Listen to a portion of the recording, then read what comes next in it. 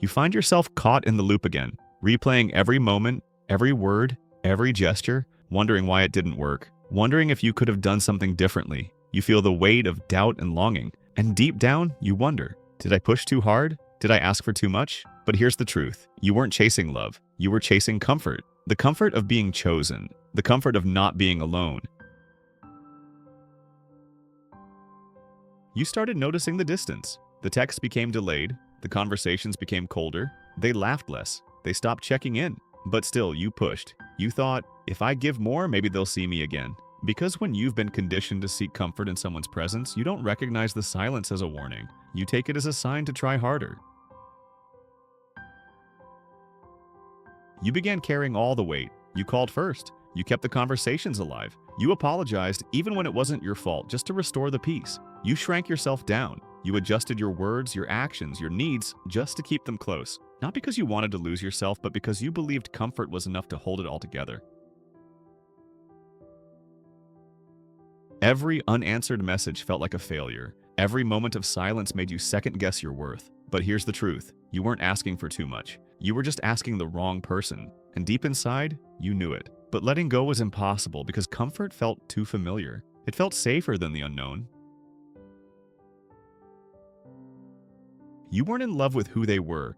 You were in love with the person you believed they still were, the version of them who made you feel chosen, who made you feel seen. But that version of them was long gone. You weren't fighting for love. You were fighting for comfort, fighting for the echoes of what you once had.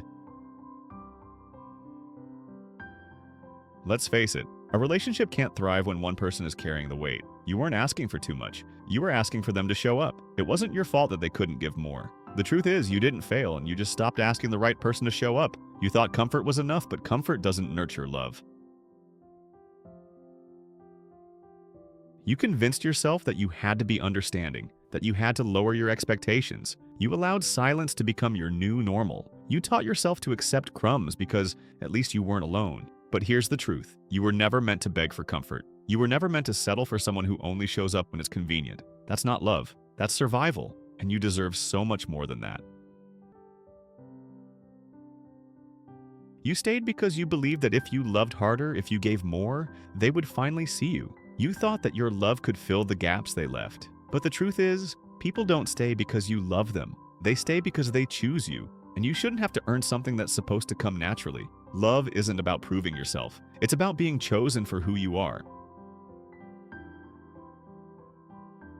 There was a woman who kept reaching out, sending the last messages asking, "Are you okay?" even when no one asked her in return. She remembered their favorite things, but they forgot her. She stayed because in her heart, she wasn't just loving them. She was trying to be enough for the first time, but one day she realized, "I miss me more than I miss you." And that's when she knew it was time to let go of comfort and find the love she deserved.